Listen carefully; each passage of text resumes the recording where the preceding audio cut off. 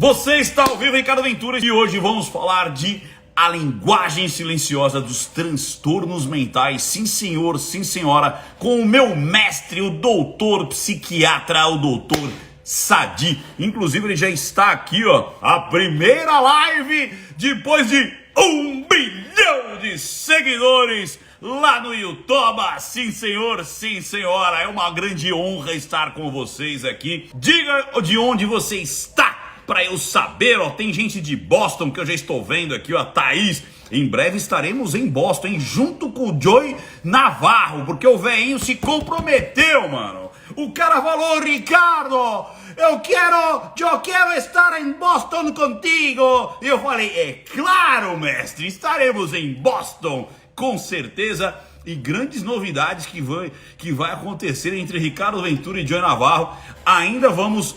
inclusive, muita gente tá perguntando: Ricardo, quando é que você vai colocar essa entrevista? Na verdade não foi uma entrevista, foi um bate-papo muito legal. O Joey Navarro é um cara muito simpático, brincalhão.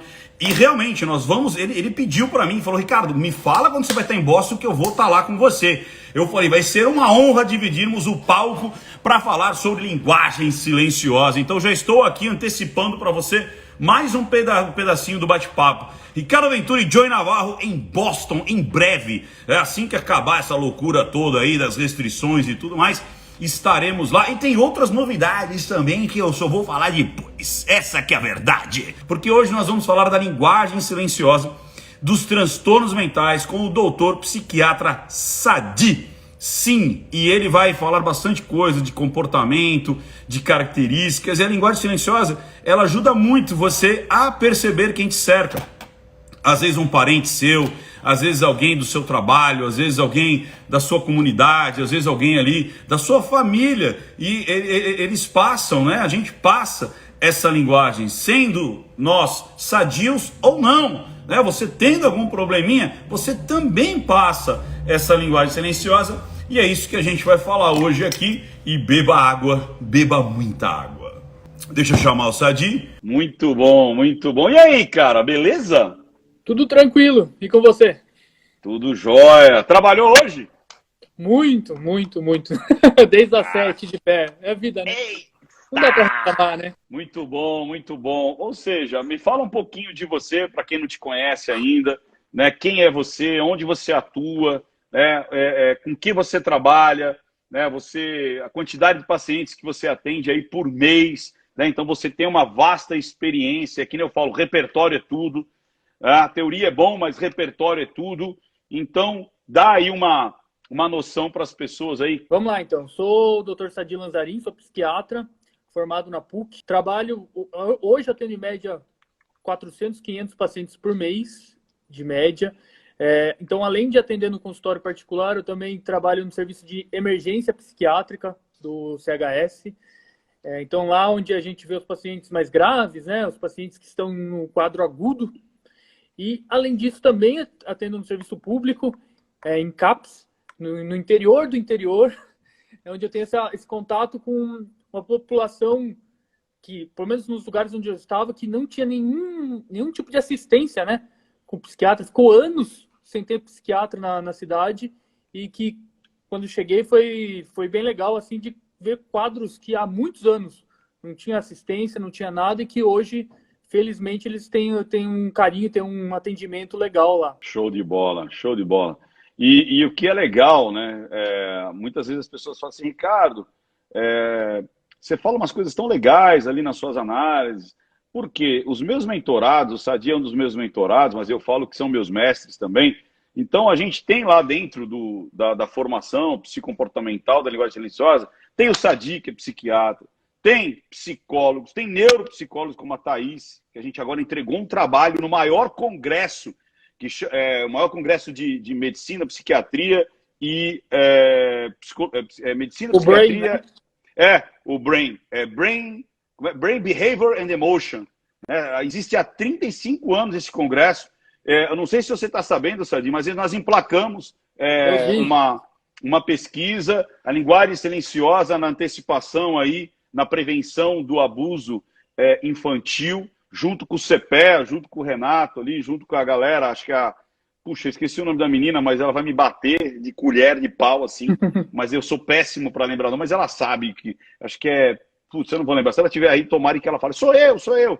Que também é uma futura médica lá do CPE. E a gente emplacou a linguagem silenciosa na anamnese. Né? Olha, ela é uma psicóloga, neuropsicóloga e neurocientista. E ela, usando a linguagem silenciosa, a gente emplacou ali um estudo de caso muito legal. Então, eu falo que eu sou privilegiado, porque eu tenho ali vários doutores para me ensinar várias coisas. Então, é muito legal. Sadi, nós vamos falar de quais transtornos hoje? Então, hoje, para quem não acompanhou a primeira live que a gente fez alguns meses atrás, a gente falou sobre o antissocial, né? E aí eu pensei em falar dos primos do antissocial, né? Que é o borderline, o histriônico e o narcisista. Que tem muita gente que perguntou, inclusive aqui nas mensagens já estão pedindo, fala um pouco do narcisista, que tem muita curiosidade e tem uma ideia muito errônea, dá para dizer até, né, Ricardo? Do que é o narcisista, do que é o antissocial, do que é o borderline, do que é tudo isso. Tem uma ideia que o narcisista é o cara que se arruma antes de sair. É aquele que pensa muito nele ali, muito egotrip, né? O soberbo, né? As pessoas confundem soberba com narcisismo, isso. Né? Porque a primeira foi, como você falando social, é o psicopata. Nós falamos do psicopata, né? E a gente até falou que o psicopata virou um adjetivo. Uma pessoa é má, nossa, essa pessoa é psicopata. Um assassino, nossa, ele é um psicopata. E na realidade tem todo aí um pré-requisito da própria psiquiatria para dar um diagnóstico, dizendo, olha, isso aqui é um psicopata, ou não, né? E aí a gente falou, então busquem lá, porque tem tanto no YouTube quanto aqui, a gente deu uma live inteirinha falando sobre psicopatas. E hoje nós vamos falar de, então, borderline, narcisistas, histriônico. Isso, exatamente. Manda bala! Você quer começar por qual? Vamos começar pelo border, que eu acho que é o mais comum no dia a dia até do psiquiatra. Ele ficou conhecido com aquela menina lá da Fazenda, né? Isso. E tem que uma ela outra mesmo pessoa... disse... E tem uma outra pessoa muito famosa que está dando muito rolo por aí, por causa, e um dos motivos é isso, do diagnóstico dela. Mas vamos por partes, pode falar aí. Não, vai você. Então, como eu disse, eu não lembro agora o nome da menina, como eu falei, eu sou péssimo para nomes, mas aquela menina da Fazenda que, de vez em quando ela dava uns... Eu não lembro o nome dela, cara. Alguém pode falar aí? É Larissa? Vamos lá. Eu não lembro. Deixa eu ver. Vai, manda bala. Primeira coisa legal para falar é que, diferente do que eles acham, do que geral acha, quando a gente está falando de transtorno de personalidade, onde tem o antissocial, onde tem o borderline, onde tem o histriônico, tem o narcisista e por aí vai, tem muitos outros, não estamos falando de uma doença. Isso não é doença. O psicopata não é doente. O borderline não é doente por ser assim. Por que isso? Quando a gente está falando de uma doença, por exemplo, uma pneumonia, a pessoa tem uma infecção no pulmão, que a gente diagnostica, vê, cura e a pessoa fica tudo bem depois disso. Quando a gente está falando de um transtorno de personalidade, a gente está falando de um jeito de ser da pessoa. Então a pessoa nasceu assim. Não é uma questão de, eu adquiri isso com o tempo, eu não era e virei um psicopata. Isso não existe. A pessoa nasceu desse jeito e a pessoa será assim pelo resto da vida. Não existe ex-psicopata, não existe ex-borderline, não existe ex-narcisista. Que assim, é muito comum, até em entrevista que eu vi, se eu não me engano, até dessa menina que participou da Raíssa, e tal. Raíssa. Isso, botaram aqui, ó, Raíssa Barbosa. E que ela falou assim, não, eu estou tratada, eu curei. Estou curada, né? Não, assim, a gente controla. Curar não existe. Não existe ex-borderline. Tá? A pessoa que é border para o resto da vida, ok? E respondendo uma indagação que eu vi aqui, é diferente do transtorno bipolar. Porque o transtorno bipolar é uma doença, de fato, tá? A gente está falando de uma patologia que você adquire ao longo da vida, normalmente a partir dos 20, por aí vai, 20 e poucos anos, então, e são períodos que a pessoa tem isso e depois volta à normalidade. Então é muito diferente do borderline, onde a pessoa é assim e será assim para sempre, ok? Caraca, essa daí eu não sabia não, cara. Eu achava que o bipolar também fosse um transtorno de nascença, e não é. Não. O bipolar, ele adquire, não é que ele adquire, ele abre o quadro normalmente com uns 20 anos, por aí. Então, assim, de novo, ele tem que ter uma predisposição genética ao bipolar. Não adianta, eu quero ser bipolar, decidi que eu quero ser bipolar. Não adianta. Então, assim, você precisa ter uma predisposição genética a ter transtorno bipolar, e a partir do momento que você tem uma predisposição genética mais um gatilho muito comum, assim, por exemplo, para paciente que vai abrir quadro bipolar, com todo respeito à religião, que eu sei que tem gente que segue, é o chá de Santo Daime. Então, assim, se você tem uma então quer dizer, uma droga psicotrópica pode... A esquizofrenia também, né? A esquizofrenia você abre o quadro, né? Foi a questão do uso de algumas substâncias para abrir o quadro de bipolaridade. Então, às vezes a pessoa tem a predisposição, mas nunca vai abrir o quadro. Entendeu? Nunca vai abrir o quadro. Aí usa, isso pode ser desde o chá de Santo Daime, que eu acabo pegando bastante, né, durante a internação, né, do paciente. Pode ser bala, doce, algum outro tipo de droga que... Bala, peraí, traduz pra galera aí, que você vai falar bala doce, os caras acham que vai comer uma bomba de chocolate e vai abrir. Balas, anfetaminas, balinhas, né, as anfetaminas. O êxtase, mais conhecido. Então, assim, que são as drogas sintéticas, né? Que a gente tem várias hoje. Hoje tem uma combinação imensa. E aí a gente tem, depois dessa utilização desse tipo de substância, a gente tem essa abertura do quadro, normalmente do quadro maniforme, que é do bipolar, tá? Então, assim, só para dar uma pincelada para a gente diferenciar o que é doença do que não é doença. Então, mesma coisa, esquizofrenia. Esquizofrenia é uma doença. A pessoa não nasce esquizofrênica. A pessoa, a partir de um momento, vira esquizofrênica. Okay? Caraca! Então, quando abre o quadro, é uma doença. E quando você nasce com ela, é um transtorno de personalidade. Isso, exatamente. O transtorno de personalidade, a pessoa não escolheu. Ela não tem opção. O psicopata não tinha outra opção. Esse é o ponto. Que é uma coisa... Que é uma coisa até que a gente discute, assim, da questão da culpa do cara, né? Assim, não que o cara esteja certo, mas assim, o cérebro dele nasceu para ser desse jeito. Então, entendi. E dentro e aí aquela velha história, e dentro dos padrões que nós consideramos sociedade, essa é uma pessoa que está desajustada em relações aos padrões daquela sociedade, dizer, olha, não dá para você conviver em sociedade, porque você vai matar, maltratar, você vai criar problemas para os outros indivíduos. Aí o cara, normalmente, ele vai acabar sofrendo uma sanção de liberdade por conta que ele não consegue se ajustar naquela sociedade ali. É isso, é exatamente esse o ponto, Ricardo. Por que a gente chama de transtorno? Porque a gente fala que a pessoa tem um transtorno de personalidade. A gente pega uma média geral das pessoas, como que as pessoas normalmente funcionam? Questão da empatia. Normalmente as pessoas têm empatia. Normalmente, se eu ver um velhinho caído, eu vou lá e vou ajudar o velhinho. Porque eu tenho empatia, eu falo assim, nossa, ele precisa de ajuda. Tem uma parcela da sociedade que não tem essa empatia, que vê o velhinho lá e fala, deixa ele lá no chão. E vida que segue. Estou dando só um exemplo basal, né, pra gente entender. Então a gente parte como que a maioria das pessoas são. E quem não é dentro desse padrão, a gente fala assim, ele não tem esse padrão de normalidade. Isso, tá? Ele tem esse transtorno. E aí você começou a falar sobre era o borderline. E aí? Vamos no borderline. Vamos lá, então.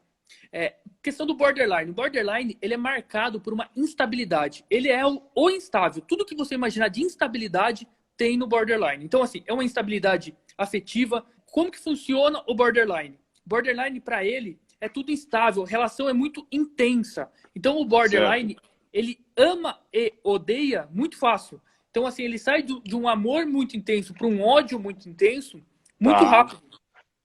É muito rápido. Então, assim, ele sai de uma situação em que, eu te amo e tudo mais, pro eu te odeio e quero você morto. Muito rápido. Em segundos. Então, assim, é uma questão de como ele funciona. Então, ele funciona dentro dessa instabilidade. Além disso, ele tem uma raiva que ele pode ter muito intensa. Quando ele perde esse controle, quando ele vai para a questão do ódio, ele vai para o ódio e perde completamente o controle. Entendeu? Certo. Outra coisa que ele é muito impulsivo, o borderline. Então, assim, ele é muito impulsivo para tudo. Então, assim, para novas experiências. Então, é muito comum experiências com a questão do uso de drogas, experiências sexuais, experiências... em tudo ele é muito impulsivo. Ele não pensa duas vezes antes de tentar alguma coisa diferente. Então é muito Tá. comum a comorbidade com o uso de drogas para o borderline. Como assim, comorbidades? Comorbidade que é a dependência química. Então, assim, Tá, comorbidade é associado, então é o transtorno borderline associado com o abuso de drogas. saquei. Ou seja, porque o cara vai no limite, né? Além dessa instabilidade que você disse, né? Do cara tá, eu te amo, de repente eu te odeio, né? Ele É tem isso. esse lance também do limite, né? Para ele é tudo muito intenso. E aí, E, quando bate em droga, muito intenso na droga também. e aí, quando a gente fala da linguagem silenciosa, do borderline é muito, muito interessante, Ricardo. Porque a gente vê no borderline essa mudança muito repentina do amor e do ódio, de você ver isso, a pessoa com raiva, de repente a pessoa tá tranquila, como se nada tivesse acontecido, e de repente ela já passa pro outro lado, como se ela te amasse intensamente, e você vê isso na linguagem silenciosa da pessoa, uma mudança muito brusca de comportamento, que as pessoas chamam, algumas chamam de bipolar, erroneamente, mas não é bipolar, não é que a pessoa tenha transtorno bipolar. Quando a gente está falando do borderline, ele é muito instável. Ele sai do te amo pro te odeio, assim, uma variação muito rápida. Ou E seja, pouca ele tem coisa. variações emocionais nos extremos. Já Isso, o bipolar, ele tem momentos de depressão e momentos de euforia. Ou seja, perfeito. por isso que é bipolar, são antagônicos. O outro, ele está no máximo dos dois lados. Né? Eu te amo, eu te Isso. amo, eu te odeio, eu te odeio. Ou seja, ele sempre está no máximo da experiência. Seria isso. Perfeito, Ricardo, perfeito. Quando a gente está falando do bipolar, que é essa grande dificuldade das pessoas entenderem, quando a pessoa está depressiva, a pessoa está realmente depressiva, ela está lá no fundo do poço e tal. Quando a pessoa tá em mania, que a gente chama, Mania. mania, a pessoa tá lá em cima. A pessoa tá maravilhosa, ela se sente maravilhosa. E ela vai ficar no maravilhosa. Ela não vai ter essa instabilidade, entendeu? A pessoa tá maravilhosa, tá muito bem, ela tá muito feliz, entendeu? Então, esse é o ponto que diferencia, deixa muito claro o que é uma coisa e o que é a outra, tá? Além disso, Boa. que a gente não vai falar sobre o bipolar, pelo menos hoje, que é um assunto muito mais amplo, né? Mas, assim, é para simplificar como que funciona, porque assim, o bipolar é isso, é bem estabelecido e precisa estar bem estabelecido. O que é a depressão e o que é a mania, entendeu? Show. Então a gente tem, como você falou, né, o borderline, que dentro desse cluster que você falou, dos transtornos, né, de personalidade, e ele tem mais alguma característica assim que você, ou já vamos passar para outro? Como é que é Tem isso uma aí? coisa muito legal no borderline, legal para, Não, obviamente, legal quem para está caso de conversando estudo. sobre o assunto, né? É. Que é assim, ele tem um medo intenso de ser abandonado. Então, o que faz pelo medo intenso de ser abandonado? Ele abandona. Então ele sai de uma situação em que ele estava tranquilo num relacionamento e ele começa a achar que de alguma forma existe o risco da pessoa terminar o relacionamento, então ele abandona. Ah, ele abandona antes, cara, de Isso, ser para não ser abandonado. abandonado. E isso Saquei. é uma característica bem interessante, assim, que chama bastante atenção do border. E assim, quando você pega isso num relacionamento, você vê que por isso que não tem como durar, né? Porque ele cria muitas coisas. Então, Entendi. ele cria muitas coisas na cabeça dele, que a gente chama de uma percepção até um pouco delirante. Então, assim, ele começa a ver algumas coisas onde não existe na situação, para achar que, putz, ela vai me abandonar. Ela vai me abandonar, então eu vou terminar. Então eu vou terminar, acabou, porque eu não vou ser abandonado. Entendeu? Entendi. Deixa eu te perguntar uma coisa. Não só esse, mas acho que qualquer transtorno, a pessoa por si só, ela tem consciência que ela é diferente ou não? Então, tem. E assim, alguns transtornos, entendeu? O borderline, ele sente uma coisa também que é bem característica, característica, Característica? que é um vazio intenso. Ele sente um vazio crônico. Ele fala que uma coisa estranha, eu sinto um vazio, um vazio, um vazio, um vazio. E Ele ele não vai sabe buscar. isso. Então, assim, é muito legal, assim. Inclusive, quando eu falei que ia participar aqui, obviamente não vou falar o nome da paciente, mas teve uma paciente que é borderline que falou assim: as pessoas, quando eu falo que sou border, primeira coisa assim, Quando ela me procurou e eu falei para ela e falei assim, ó, pesquise um pouquinho sobre sobre essa situação, que não é uma doença, sobre esse transtorno. E ela pesquisou e ela se identificou super, achou super legal saber o que ela realmente tinha. Porra, entendi. Porque é Entendeu? legal você ter um diagnóstico, né, cara? Fala, Isso! caraca, você me entendeu, é isso, eu sou isso aí. Seria Exatamente isso. Então, assim, quando a gente pega essa situação de que a gente conta para o paciente se identifica, entendeu? O paciente acaba achando o que ele realmente tem e acaba procurando para achar isso. Porque, assim, é muito difícil, ele se acha estranho no sentido de não me identifico com o que as outras pessoas são, como as outras pessoas são, mas o que eu sou, afinal de tudo? Sim. Entendeu? É, não, e a pessoa às vezes até tem um conforto, né? Que ela fala, putz, agora eu encontrei alguém que me entende, né? Do que está acontecendo comigo e tal. Caraca. Porque É, deve é, ser uma loucura, né? Na mente da pessoa. Tipo, ela se sente diferente sim. e de repente ela não sabe o que ela tem. E aí quando alguém fala, cara, fica sossegada que você tem isso aqui. Porra, agora vamos tratar. E aí a coisa flui, né? Puxa, que legal, cara. Que legal. É O pessoal, pode falar. exatamente isso, assim, você falar isso, e aí só para falar que o que está acontecendo, que tá na mídia e tal, é a questão da Britney Sim, Spears, que ela está tentando, foi falado em vários sites, né, sobre o diagnóstico dela, que ela tem transtorno borderline, ela perdeu essa condição, né, de tal, não sei o quê, e agora está tentando recuperar isso, né, então, assim, dentro do quadro, ela vai ter transtorno borderline pro resto da vida. sim, entendi. E aí ela começa agora a ter uma medicação.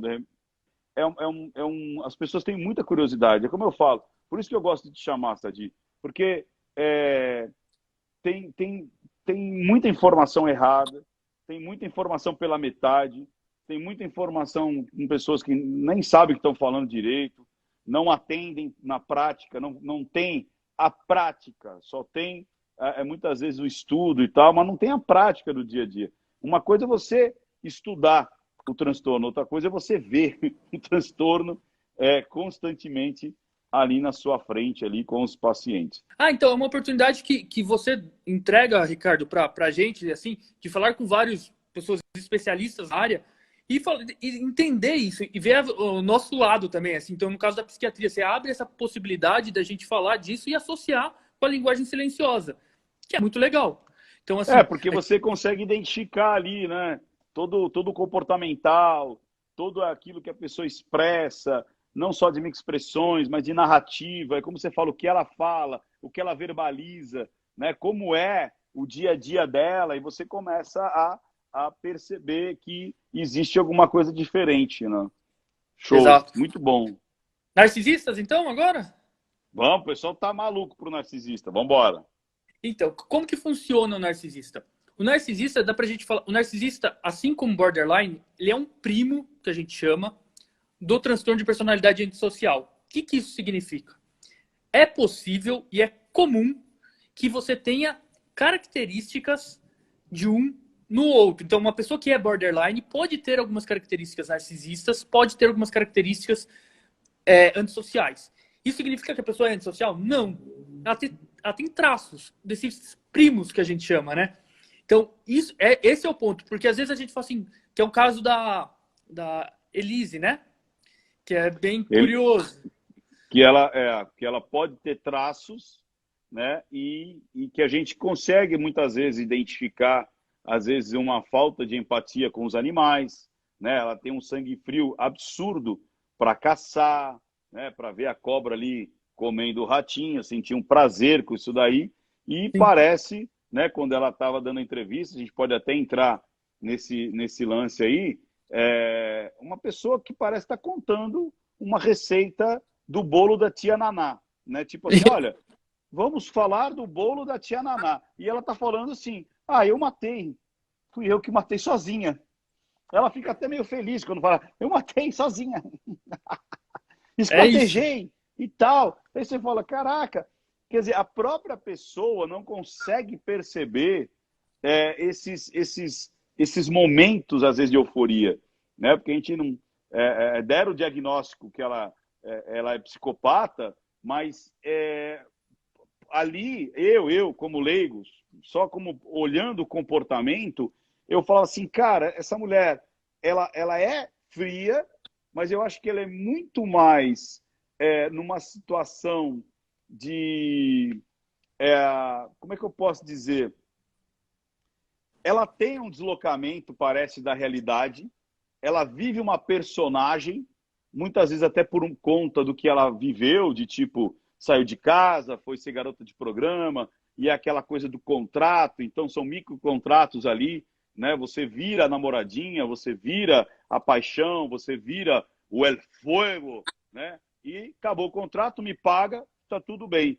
E ali o contrato, né, na cabeça dela, estava sendo rompido, né? Porque ele bancava ela para ser a única garota de programa dele, né? O único cliente. Isso migrou para um casamento e existiu uma troca ali contratual. Eu enxergo muito isso ali. E não a arquitetura de um psicopata que é frio, calculista, não empático. Então deu um nó. Como é que você viu esse caso, Sadi, da Elise? Então, como você mesmo falou, ela tem algumas características que lembram realmente um antissocial, como você mesmo disse, mas tem algumas coisas que também tem da questão da criação que você falou. Então, assim, se você pega um cara que hoje mora num sítio e tal, e tá acostumado a pegar uma galinha, cortar a galinha, o pescoço da galinha e fazer a galinha lá, ele é um psicopata por causa disso? Não. Não. É uma cultura que ele acabou criando de fazer isso. Okay? Exato, cara. É um jeito cultural que ele aprendeu. Então, assim, quando a gente julga, assim, no sentido, não, ela foi lá e cortou ele e tal. Óbvio que tem que ter algum grauzinho, tem que ter, assim, não é o natural. Sim. Mas, assim, quando a gente tá falando de psicopata, por exemplo, vamos lembrar do caso dela. Ela sabia sobre a traição, então ela voltou para casa já sabendo que tinha sido traído, com uma ótima condição financeira, né? Então, era tranquilo para ela, na teoria, como uma psicopata, se fosse, armar de algum jeito para ele morrer em qualquer outro lugar, né? Ele tinha que morrer dentro de casa, subindo um elevador onde todo mundo sabia que se ele entrou, ele vai ter que sair em algum momento. Né? Então não faz muito sentido, assim.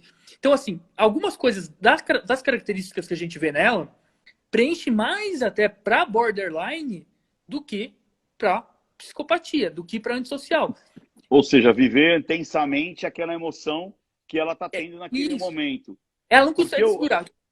Então, por exemplo, ela tem a discussão com o cara lá, tá, não sei o quê. Um psicopata poderia eventualmente ter a tranquilidade de parar e falar assim, eu vou resolver isso daqui a pouco. Não aqui. Ela não. A intensidade do borderline. Pegou e tal. Óbvio, a gente tá tratando dentro do que a gente viu, tanto do caso da polícia, como o que a polícia falou, do documentário dela. Mas, Netflix. Assim, isso. Mas assim, a gente viu que o quê? Desde jovem, saiu pra questão da virar garota de programa, relacionamento em casa conturbado, relacionamento desde que ela casou, por tudo que é contado lá, sempre foi muito conturbado, uma relação difícil. A relação pessoal dela com todo mundo, aparentemente, é complicada. Então, assim, você vê muitas características mais do borderline do que do psicopata. Do psicopata. Porque por exemplo, uma coisa que eu até posso perguntar para você. Eu queria perguntar para você. Sobre ela. Pergunte. Assim, quando eu vejo ela falando sobre a filha, eu vejo verdade nela. Eu não vejo alguém que realmente só está interessado no dinheiro ou alguma coisa a mais, assim. Eu vejo que existe um sentimento pela filha, ou não. Cara, você sabe aonde eu vi mais sentimento? Ela falando com a avó. Sim. Ela falando da avó, cara, você fica com dó dela, né? Você vê o cuidado que ela tinha. Ai, ela pegando a velhinha, senta. Ai, você me perdoa. Olha, eu fiz esse crochê para você. Ai, você que fez. Tanto é que a grande questão dela era eu queria sair para pelo menos uma vez ver minha avó viva, que na realidade foi a pessoa que criou ela. A filha, Sadi, eu vejo mais um jogo, cara. Tanto é que a linguagem que eu vi no Netflix foi eu fiz e eu aceitei fazer, porque ela nunca deu entrevista para ninguém, para eu construir, mais uma vez, através da linguagem silenciosa, através do setup, do rito, da narrativa, um peso em cima da menina. Porque olha que loucura isso, olha que loucura. Eu matei esse cara para não perder a minha filha. Primeiro peso. Então, então minha mãe matou meu pai para não me perder. E foi isso que ela disse. Depois, eu sonho com a minha filha todos os dias. Eu imagino como está a minha filha. Eu tenho desejo de reconhecer essa menina. E a única pessoa que conhecerá a verdade é minha filha. Ou seja, se a menina não aceita se aproximar dela, ela vai levar essa verdade que, às vezes, até a própria família do Marcos, da vítima, está querendo saber qual foi a verdade, qual foi a discussão, qual foi o verdadeiro gatilho. Então, ela foi muito esperta, ou quem assessorou ela, em construir essa narrativa dentro ali da Netflix para jogar todo o peso em cima da menina. Imagina eu agora falando assim, caraca, se eu não me aproximo, nunca ninguém vai saber, porque ela disse que ia levar isso para o túmulo. Então eu vejo a menina mais como um joguete e eu vejo uma paixão pela avó. E olha que interessante. Olha que interessante. Eu não sei se já aconteceu isso com você. Os meus grandes amigos, assim, aqueles caras que eu confio pra caramba, eles são antes da faculdade. Você tá entendendo? Antes de você ter uma persona social. Então, aquelas pessoas que me conheceram antes de eu ter uma persona social, são aquelas que a gente cria um vínculo maior. Depois que você vira o doutor, o não sei quem, o expert e blá, blá, blá, o comerciante, o CEO, o diretor, o chefe, você já tem uma persona social. E aí você tem, muitas vezes, contratos. A única pessoa que não tem um contrato social na vida da Elise é a avó e a tia. Todos os outros personagens têm um contrato social. Olha que doideira isso, cara. Então eu sinto muito mais paixão na avó e na tia do que em qualquer outro. Do Marcos, então, zero. Né? Porque vamos supor, eu amava ele. Foi um surto. Ele trouxe a pizza, eu pedi de calabresa, ele trouxe de 4 queijos. Eu fiquei louca da vida e dei um tiro nele. Foi um surto de uma discussão durante... Cara, vamos lá. Quantas pessoas já tiveram discussões, né, DR e tudo mais? Então, quer dizer, em toda discussão de casal, você vai levantar uma arma e vai atirar? Mas foi um surto. Beleza. Quando você tem um surto, né, você pode falar muito melhor do que eu, o sequestro da amígdala, né, que você meio que apaga, que você, né, a sua sombra toma conta de você. Quando ela volta, você fala, caguei, fiz merda, né? E aí você tenta solucionar. Você liga para a polícia, liga para o corpo de bombeiro, você liga para os médicos, você liga para o SAMU, você liga para... E fala assim, caraca, fiz merda, foi uma discussão, foi um tiro passional. Agora, você faz tudo isso e ainda joga em cima da menina? Complicado, né? Não, muito, muito. Por isso que eu queria perguntar de você, o que você achou na linguagem silenciosa dela, porque assim, muitas vezes, inclusive tem um momento do documentário em que ela, de repente, ela muda o assunto para carne que ela caçou, né? Que era uma delícia. É um descolamento absurdo. Ela não fala, ela fala assim, carne de veado, olha, com molhos de ervas, é fantástico. Ela começa a dar uma receita da carne do veado, entendeu? E depois, olha, eu que levei ao Marcos Caravaggio, eu que levei ao Marcos os bons vinhos, eu que levei ao Marcos os bons restaurantes. Pô, peraí, quem era o bilionário ali da relação? Quem era o cara que nasceu em berço de ouro? Ele ou ela? Então, é uma narrativa, que eu falo, é uma psicótica. Para mim, aquilo foi uma coisa que não existiu. Ela estava contando uma história que não existiu. Sim. E aí, eu estou vendo bastante gente discutindo isso. Então, a questão do diagnóstico, né? A gente, óbvio que não tem como fazer um diagnóstico dela aqui baseado nisso aqui, né? Não tem como. Até porque, como você mesmo falou, o documentário claramente teve uma ideia por trás desse documentário para direcionar para um objetivo maior. Então, assim, o que a gente vê? A gente vê claramente que ela tem bastante traços do cluster B. O que é o cluster B? Desses que eu estou falando. Narcisista, antissocial, borderline e histriônico. Ela tem esses traços. Qual que ela tem mais?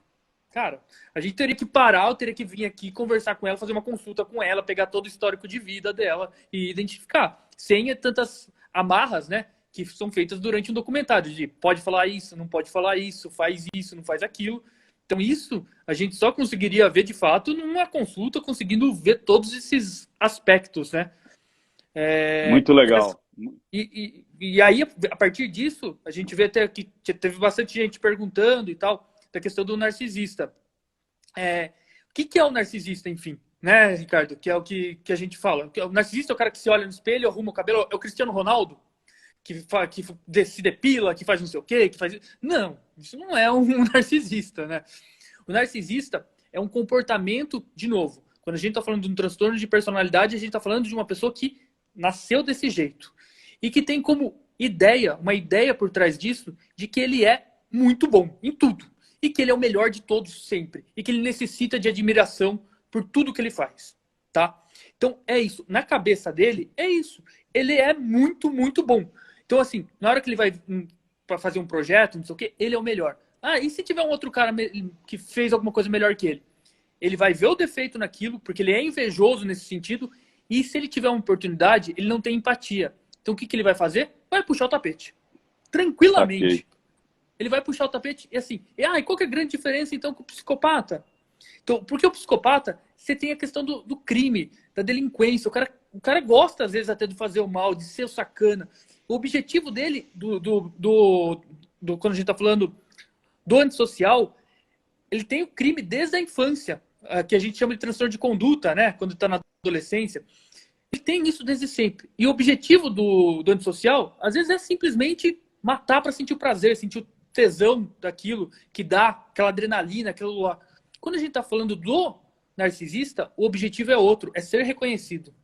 Eu sou muito bom. Eu preciso que vocês me venerem. E é tipo assim, se dar bem, né? Eu vejo muito que o psicopata, a frieza dele faz parte do projeto de sentir prazer. Que é como a gente já falou nas outras lives, que é um grande mito que psicopata não tem emoção. Não, ele tem. Ele tem várias emoções. O que ele não tem é a empatia, a compaixão. Então, o grande... Assim, que é engraçado. É porque é aquela velha história, né? As pessoas acreditam que o ser humano é um tratado científico. Mais uma vez eu falo, não, o ser humano é um tratado científico. Ele está dentro dessa... Não, cara, o ser humano, a mente do cara, ele vai navegar, não é estanque, é como você falou. É que os psiquiatras conseguiram tabular ali, dizendo, olha, essa galera que tem mais ou menos isso é psicopata, a galera que tem mais ou menos isso é narcisista, a galera que tem mais ou menos isso é um borderline, a pessoa que tem mais ou menos isso. Então, você vai juntando esses grupinhos através de análise, através até da clínica, até de resultados, estudos, e vai lá, eles são assim, mas eles não são estanques, onde o cara não pode pular de uma sala para outra, de uma denominação para outra. Existem traços que acabam se contaminando. Então, existe um psicopata que pode ter traços de narcisista? Sim. Existem narcisistas que são mais cruéis? Sim. Mas qual é o grande barato daquele indivíduo? É mais narcisista. E desse indivíduo é mais psicopata. E desse indivíduo é mais borderline. Agora, todos eles se conversam? Sim. É isso, Dr. Sadi? Perfeito, você foi perfeito, Ricardo. É exatamente isso. Quando a gente está falando principalmente dos clusters, tem cluster A, cluster B e cluster C, tá? No cluster B, que são esses que eu estou falando, é justamente isso. É um erro a gente achar, olha, mas ele tem uma característica muito narcisista. Pode ter. Isso não impede que ele seja um antissocial, que ele seja um psicopata. Não, ela é border, mas então por que ela está fazendo isso, essa característica narcisista ou histriônica? Pode ter. Isso não impede. O que a gente fala assim, é que dentro da psiquiatria, a gente não existe um exame lindo, maravilhoso, que a gente faz e fala assim, fez o exame, uma tomografia, uma ressonância, e aqui, você é antissocial, você é borderline, beleza? Fechou. Seria lindo, né? Seria lindo. Pra quem é médico, seria, psiquiatra seria lindo. Porra, você faz, saiu, tá ótimo. Seguinte, eu vou te dar essas folhas aqui, você responde, vamos fazer uns exames de ressonância, e no final, você vai ter o seu diagnóstico. Exato. Não dá, né, não existe isso. Então, o que a gente usa? A gente pega um livro que é a nossa Bíblia, que é o DSM, que é justamente isso. Como que é um psicopata? Na onde que ele difere do dos outros. Ah, é nisso, nisso, nisso. Então tá, se tem 10 características, ele precisa ter pelo menos 6 pra gente falar que é. E às vezes ele tem 6 antissocial, tem 3 borderline, tem 2 histriônica. Aí você fala assim, então ele preencheu o critério pra qual? É isso que para mais, ele tem mais características da casinha do psicopata, mas não exclui que ele vai ter as outras, né? Inclusive, uma coisa legal de falar é que assim, eu, você, qualquer pessoa que está aí participando aí, é bem possível que a gente tenha 1, 2 características de qualquer um desses transtornos de personalidade. Só que a gente tem 1 ou 2 características. Isso não faz da gente psicopata, não faz de você uma, sei lá, histriônico, não faz. Porque assim, dentro dos critérios, para a gente ser considerado, precisa de 5, 6 critérios, entendeu? Então, para entender. Ou seja, tipo assim, de perto ninguém é normal. Só que esses pontinhos não se destoam de viver em sociedade, né? Por que esses personagens destoam? Porque eles acabam sendo extremamente diferentes da normalidade, da convenção de que nós falamos. Olha, a maioria das pessoas, sei lá, 99%, é dessa forma. E aí você pega esses caras que são diferentes. E aí você consegue catalogar, né? Você consegue discriminar ali o que é, né? Descrever aquela pessoa dentro daquilo que está acontecendo. Você explica por que o comportamento dela é daquela forma, né? Exatamente, é exatamente isso, Ricardo. Então, assim, a gente precisa entender que é isso. A pessoa sai muito do que é o padrão, entendeu? Você ter 1 tracinho, 2 tracinhos, acontece. E aí a gente fala que tem o quê? Tem traços. Eventualmente você tem traço border, você tem traço antissocial, você tem traço disso, traço daquilo, mas você é psicopata? Não, não é. Ponto. Você é border, show de bola. você é narcisista? Não é. Então, o narcisista, deixa eu ver se eu entendi, é um cara que é muito naquela situação de eu sou o melhor, e ele entende realmente como o melhor, e eu preciso ser venerado por eu ser o melhor, se eu fizer vai ser melhor do que você, eu que tenho que chamar mais atenção, né, nesse grupo, seja familiar, seja de grupo corporativo, e ele tem que ter as melhores... sabe o que eu vejo muito, Sadi, assim, das pessoas que eu convivi, que eu acreditei que são narcisistas, é tipo assim, tudo que ela faz é melhor. Então, ela compra um carro, ela tem todos os motivos para falar, minha escolha é melhor. Aí você compra, não, mas você errou por causa da cor. Não, você errou por causa da potência. Você errou porque você pagou mais caro. Ela sempre vai botar você para baixo porque você fez alguma merda. E ela sempre é a perfeitinha. O narcisista, ele tem aquela coisa de tipo, tudo que eu faço é perfeitinho. Mesmo se ele faz uma merda, ele vai dar uma ressignificada para falar, não, mas eu fiz isso porque isso daqui é melhor em relação... E outra, sabe uma coisa que eu percebo muito também? Numa situação de grupo, ele tem que sentar na melhor cadeira. Ele tem que escolher o melhor prato. Ele tem que estar na melhor posição dentro do restaurante. Ele tem que estar na melhor posição dentro do ônibus. Ele não suporta que alguém possa estar numa posição melhor do que ele. Desde coisas simples, o bife. Então, se tem um bife maior, é o dele. Se tem uma roupa, é a dele. Então, é tudo, né? Vem a nós, vem a nós.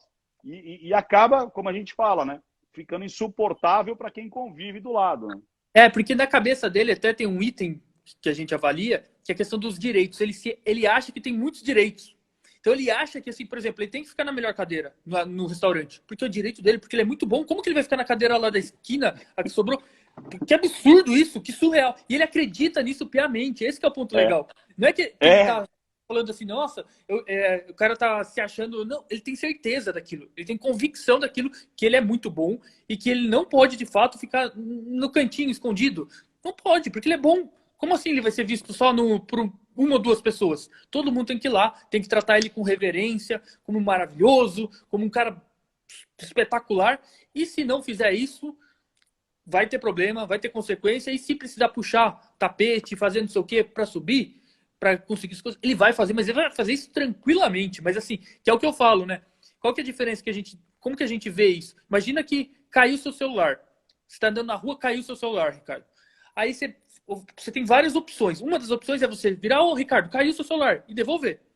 A outra não, eu vou pegar o celular do Ricardo. Só que eu vou chegar em casa e vou falar, putz, caramba, será que não vai fazer falta pro Ricardo isso? Que é uma pessoa normal, roubou, mas assim, ficou com aquele peso. E existe a pessoa que não tem a empatia, que é o caso do antissocial e do narcisista, que vai pegar o celular, vai guardar e vida seguiu, continuou tudo normal, não tem nada, assim, nada que vai, não vai cair nenhuma gotinha de suor, assim, de preocupação com o outro. Que é isso. Porque é aquela coisa, eu mereço, né? Acho que o grande mantra do narcisista é eu mereço, né? Perfeito, é isso mesmo. Legal. E o histriônico? O histriônico acho que é o mais peculiar, vamos dizer assim, porque é uma coisa que chama bastante atenção. E assim, acho que todo mundo tem um amigo com pelo menos muitos traços histriônicos. O que é o histriônico?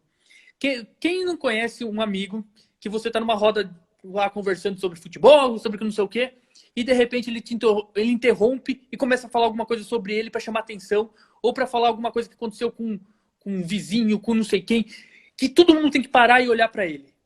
É isso. É uma pessoa que não consegue estar num lugar e não ser o centro das atenções. Conseguiu entender? Não consegue. Ela simplesmente não consegue. Ela faz qualquer coisa para chamar atenção. Nem que ela tenha que, por exemplo, fingir um desmaio, que é bem comum, alguma coisa desse tipo, é desse nível. Assim, a pessoa não consegue estar no lugar e não ser o centro das atenções. Então, apareceu alguém, ela está sendo o centro das atenções, apareceu alguém diferente que vai chamar atenção, ela vai criar uma situação para roubar e voltar a ser o centro da atenção. Entendeu? Saquei. O histriônico e aquele lance do... como é que se fala? O esquizotípico, que é aquele, que nem você falou, o cara que se veste de forma diferente é o esquizotípico. Isso. É o cara que chama atenção pela como é que você... Quando a gente falou uma palavra, era extravagante. O esquizotípico é um cara extremamente extravagante. Agora, o histriônico é aquele que ele precisa... E olha que interessante, né? O histriônico pode ser muito parecido com o narcisista. Mas como é que eu posso dizer? O que difere é Vamos lá, vê se me corrija se estiver errado. Como é que eu vejo a diferença entre o narcisista e o histriônico? Me corrija, por favor. Claro. O narcisista, ele tem como objetivo se dar bem e o merecimento de ser o melhor. O histriônico, o grande objetivo dele é ser notado, é ser visível. Né? Exatamente. Pro histriônico é isso. Ele precisa ser notado, ponto. Não interessa como... Não. Já o narcisista é a questão da soberba, da superioridade. Eu sou bom. Não importa o que vocês falem, o que vocês achem, eu sou muito bom. E assim, as pessoas têm que me notar pelo fato de eu ser muito bom. Eu não preciso, por exemplo, me vestir que nem um palhaço. Eles vão notar, vão olhar para mim porque eu sou muito bom. Ponto. Como você não notou que eu sou muito bom, né? Tipo assim, você está me perdendo. Eu sou a melhor opção, né? Eu sou o maior. E agora, e se vê o outro começando a ganhar algum status, alguma coisa, o cara pira, né? Aí o cara vai dar um jeito de puxar o tapete dessa pessoa que está virando uma ameaça. Caraca. Exatamente. Esse é o ponto. Conseguiu chegar no raciocínio. Então você vê, e você falou sobre o esquizotípico, que daí é o cluster A, né? Que também é um transtorno de personalidade. Qual que é a grande diferença dele pro histriônico? O histriônico tenta chamar atenção, é algo intencional. Ele quer chamar atenção. O esquizotípico não. Ele só é estranho. Ele é assim. Ele é. É tipo assim, dane-se se estiverem olhando ou não. Eu sou esse cara, né? Quando a gente tá falando do esquizotípico, é o cara porque muita gente deve conhecer, um cara que era conhecido por ser o maluco da rua, lá do centro da cidade, que se veste de uma forma extravagante, ou que fala que tem contato com ET, que não sei o quê.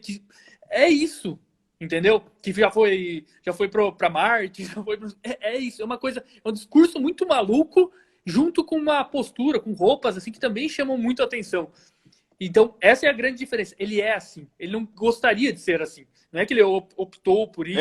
Ele é assim. Ele é aquela coisa. Desde ele sempre sentiu que ele tem um quê diferente e ele, tipo, cara, é isso aí, eu sou diferentão mesmo. E aí tem esses traços, né? De repente ele se sente reconhecido. Às vezes a pessoa olha pro cara e fala, mano, esse cara tá ridículo. Só que na cabeça dele é isso aí, eu sou diferente de você. Né? E tá tudo bem. Saquei, cara. Pra ele faz todo sentido. Pra ele, os estranhos são os outros. Eu tô tudo bem. Eu com essa roupa prateada no meio da cidade, com boné de palhaço, tá ótimo. Eu sou normal. Eu sou Não tem nada, normal. né? E é engraçado que eles andam realmente normal. Tipo assim, você fala, caraca, mas onde que essa pessoa vai desse jeito? Mas pra ela tá lindo, né, cara? A gente Cara, fica mais que assustado, legal, fica com cara. vergonha alheia, muitas vezes, fala assim, meu, que coisa bizarra, o que esse cara tá... Vai pra casa, né? Se Mas troca, não pra sei o quê. ele tá tudo bem. Pra ele tá tudo bem, pra ele tá tudo normal. Mas ele gosta de ser notado também, né? Será que é o Pra ele, traço do pra ele é narcisista? indiferente. Pra ele é É indiferente, indiferente? Ricardo. Indiferente. Tá. Agora, É, quando ele assim, quer ser notado, aí é o narcisista. Ou não, o e histriônico. O o histriônico, né, histriônico, cara? quando tem o objetivo de ser notado, o cara que se É, veste, por exemplo, tá, que nem maluco, porque eles querem que me vejam, é mais o histriônico. No caso esquizotípico, não. No caso esquizotípico, não. ele só quer. Ele tá Ele é naquela vibe. Ele é isso. aquilo, tá naquela vibe e às vezes acredita, como você falou, em umas coisas muito loucas, que é o cara tem o poder divino de algo sobrenatural ali em relação aos outros. Isso. Ele Saquei. fala umas coisas absolutamente sem sentido, que você fala assim, mas da onde esse cara tirou esse tipo de Tá, raciocínio? Henri Tá lógico. Cristo. Só para, lógico, É. precisaria de um exame. O Henri Cristo é quê? Esquizotípico. Esse é. Esquizotipo. Porque para ele Esse tá é. tudo bem, cara. Tá tudo, eu sou Jesus e tá tudo bem. Não, ele é Deus, é Pai eterno, das profundezas do seu reino. E ele tá tudo bem, se vão rir dele ou se não vão rir dele. Ah, o narcisista já não ia aceitar isso, né? Ele não ia Não, de aceitar que rissem dele. jeito nenhum. Ele ia ficar muito irritado. Como que É. o Henrique Cristo reage com isso? Vai jogar bilhar. Entendeu? Ele fala assim, Não tem nem pai, sentido. eles não sabem o que fazem. E tá tudo bem, né, meu? É isso. Caraca. E qual que é o ponto? Assim, que muita gente fala assim, mas o Henrique Cristo é um charlatão. Eu não acho que o Henrique Cristo seja um charlatão. Ele acredita nisso. Ele acredita. Você pode falar que isso é uma loucura que ele fala. Mas assim, que ele acredita no que ele está falando é real. Você sabe que uma Entendeu? vez, na época, cara, isso putz, deve ter uns 15 anos, cara. Uns 15 anos. Eu cheguei uma vez e mandei um e-mail para ele. E-mail, hein? E-mail. Acho que não tinha nem Orkut. Não tinha nem Orkut. Eu falei, Henri, eu acredito que você acredita que é Jesus. Perfeito. E ele me respondeu, ele falou, venha cá me conhecer aqui em Brasília. Tá, me convidou para ir para Brasília, cara.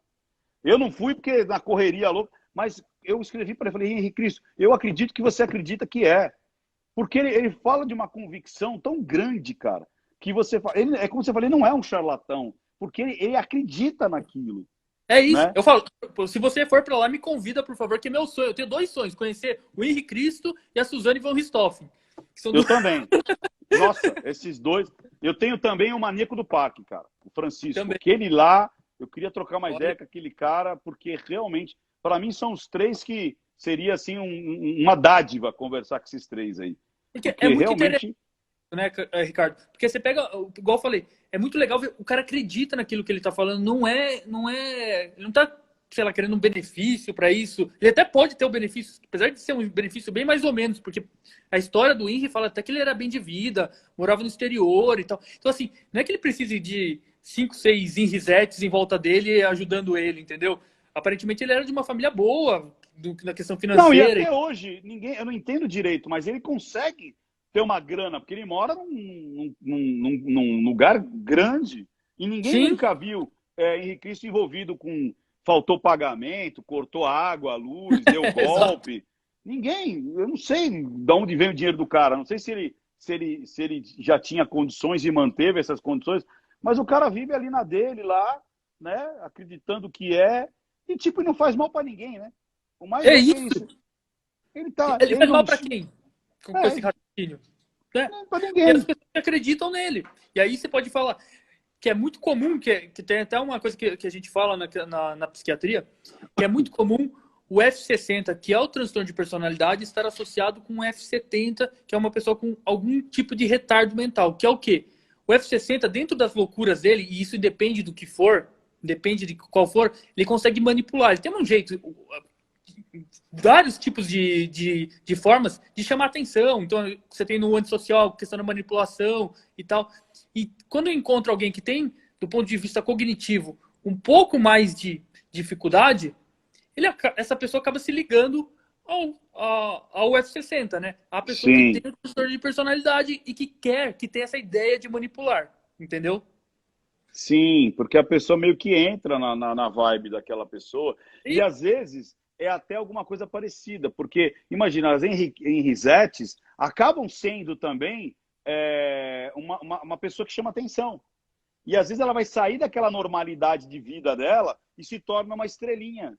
Então as pessoas que seguem ele acabam recebendo ali por contaminação toda aquela situação. Então você vê que são pessoas que também têm algum tipo de transtorno. E aí, chave e fechadura, tipo assim, cara, achei o meu lugar, achei o meu doidinho predileto. E aí gruda ali e fica, né?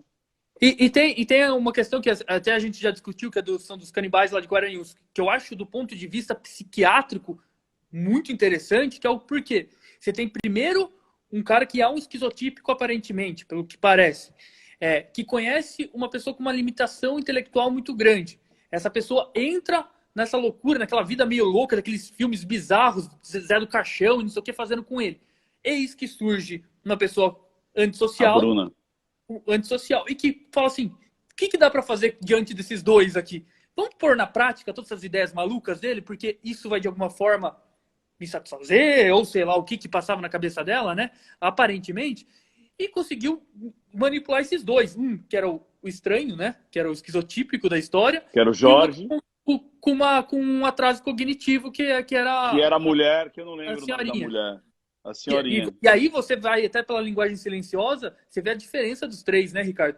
Então você vê a mulher na hora do julgamento, a senhorinha, completamente desesperada. Desesperada. Tipo, e os dois, tipo, o Jorge, tipo, cara, eu sou o cara, eu sou realmente o chefe ele falava que era do da cartel. Seita, né?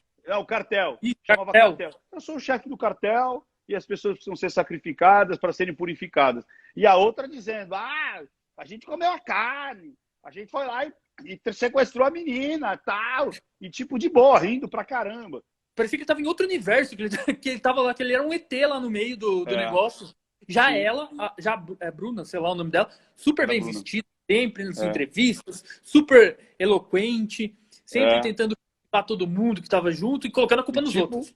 E aqui, né, tinha aquele lance meio também do Narciso, tipo, eu sou melhor, ela pai, tal.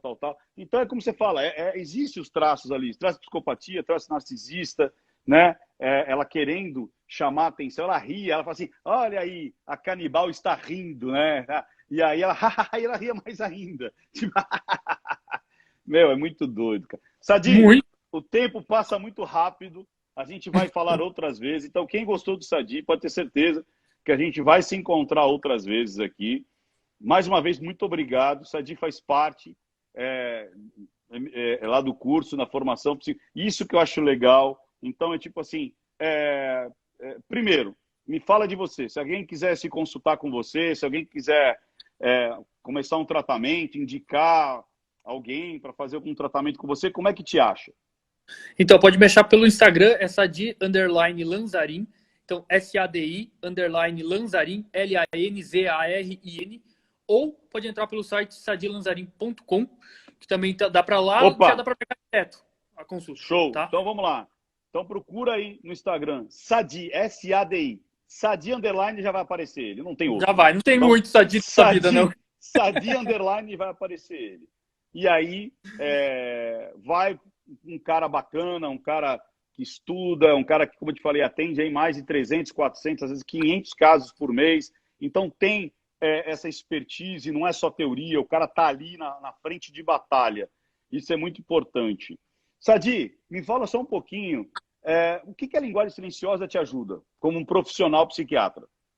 Cara, Ricardo, assim, quando eu decidi ir atrás para buscar um pouquinho sobre linguagem silenciosa, era uma dúvida, uma característica que eu tinha de tentar entender o paciente, porque assim, muitas vezes, principalmente na psiquiatria, o paciente pode querer esconder alguma coisa, por eventualmente vergonha, por N motivos, ele pode querer esconder um pouquinho de informação. E é muito comum, na medicina como um todo, o paciente querer omitir algum tipo de informação. Por exemplo, se está tomando remédio, se está, de fato, se fez o que a gente orientou da última consulta e tudo isso. E a partir disso, eu parei e falei assim, o que eu posso fazer para tentar absorver, para conseguir um pouquinho mais de conhecimento, para agregar, né, dentro do conhecimento técnico da psiquiatria. E a partir disso veio a ideia da linguagem silenciosa. E aí, obviamente, tem várias possibilidades, né? A gente sabe de linguagem silenciosa por aí, pessoas que fazem curso e tal. E aí eu achei, no Ricardo Ventura e no Não Minta Pra Mim, algo que era focado assim, o que pode me ajudar? Eu não quero dar aula, eu não vou ser professor de linguagem silenciosa, mas eu quero colocar isso no dia a dia. Eu quero que isso seja funcional para mim. E o Não Minta Pra Mim foi isso, extremamente funcional. Então, eu até já comentei com o Ricardo isso, eu vou repetir de uma situação que eu achei que a linguagem silenciosa foi fundamental, que foi de uma paciente que chegou em consulta alegando que tinha sido estuprada. Algo extremamente sério, extremamente importante. E aí eu fui seguindo o protocolo Ventura, né? Que a gente acaba aprendendo, e acabou indo. E no final da anamnese, eu virei assim, por tudo que eu observei dela, eu falei assim, cara, tá muito estranho isso. Não sou eu que tenho que julgar, era um caso que estava até na polícia, mas assim, tá muito estranho, não tá congruente essa história dela. Você pedia, voltava e não era do mesmo jeito. Então, você tinha uma narrativa completamente equivocada, assim, que não fazia muito sentido. E aí você fala assim, e na face também, né? Uma pessoa que acabou de ser estuprada, você espera o quê dessa pessoa? Tristeza, medo, pânico, asco. E você não vai esperar uma serenidade absoluta, às vezes um Não. sorrisinho, né? Pelo menos eu não esperava. Não, E não teve é tudo isso. congruente. E aí eu virei e falei assim, eita, é estranho isso. Óbvio que eu não vou julgar, isso é a polícia que vai fazer, que vai investigar tudo mais, mas isso vai ser fundamental para eu entender se essa paciente tem um risco, por exemplo, de depressão, porque, pô, o cara acabou de sofrer um estupro, existe a chance de depressão, de tentativa de suicídio, de tudo mais, porque é uma coisa muito grave, né? E aí eu parei e pensei, falei assim, caramba, mas ela não tá no quadro de depressão, eu olho para ela, ela não tem face de tristeza, ela não tem, você olha para ela, não, você não encontra a depressão nela, ok? O que você encontra foi uma narrativa de que teria sido estuprada.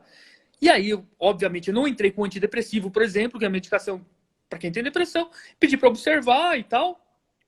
E aí, 2, 3 semanas depois, a polícia fechou o inquérito que tinha sido mentira, que aquilo não ocorreu, que ela tinha saído, acho que, com o namorado, e aí alegou uma outra história, enfim.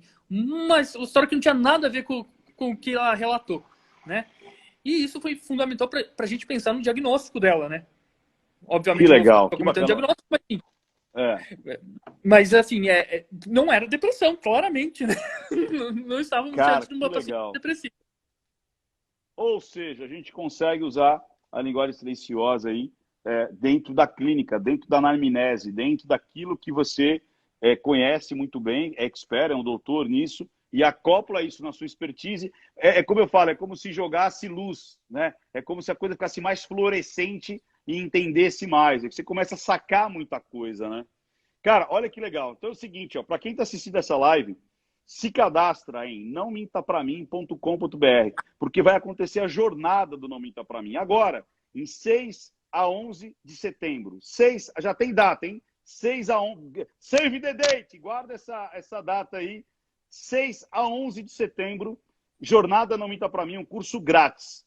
Totalmente grátis, ao vivo, você interage comigo, é online, você pode assistir de qualquer parte do mundo e no final você ainda recebe um certificado. E abre-se uma janela também para você vir para o lado de cá fazer a formação. Então você recebe um curso totalmente grátis e se você curtir, se você gostar, existe a possibilidade de você passar para o lado de cá e conversar tete a tete com uma figura que nem essa daí, ó, que nem o Sadi, que está lá junto do nosso treinamento, a gente troca figurinha, a gente traz outros elementos, porque lá na formação não é só a linguagem silenciosa, mas é um network de várias pessoas que têm a sua expertise compartilhada. Então, o aprendizado vai para a enésima potência, porque são muitas pessoas querendo te ajudar e te orientar sobre a linguagem silenciosa e tudo. E tem coisa que só acontece lá dentro.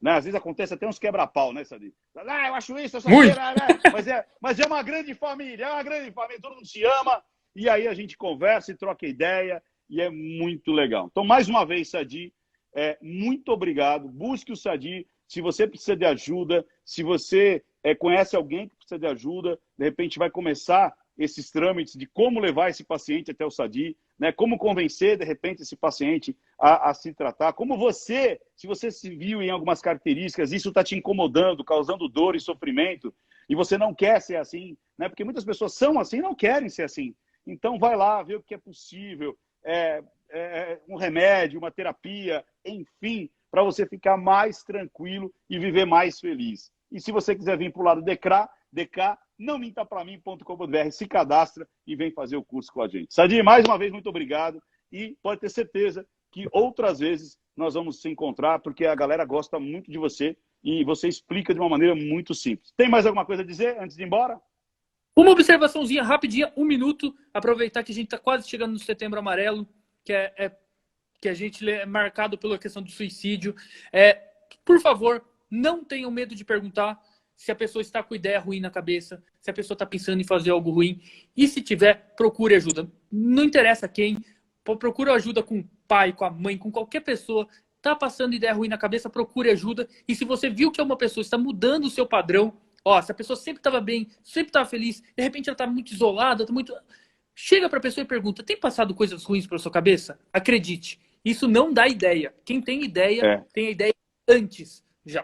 Você não vai dar ideia para a pessoa. Então, por favor, vamos quebrar esse mito de não posso perguntar se a pessoa está com ideia de morrer ou algo do tipo. Pergunte isso. Só ideias ruins. Eu gostei. Você está tendo algumas ideias ruins? Algumas ideias estranhas? Pronto. Pergunta, a pessoa vai te falar. É isso. Quantas vidas a gente pode salvar? Porque a gente salve uma. Perguntando isso. Já vale muito. Já mudou todo o universo. Valeu, Sadi. Mais uma vez, muito obrigado. Até mais. Tchau, tchau, tchau, tchau, tchau, tchau, tchau, tchau, tchau, tchau.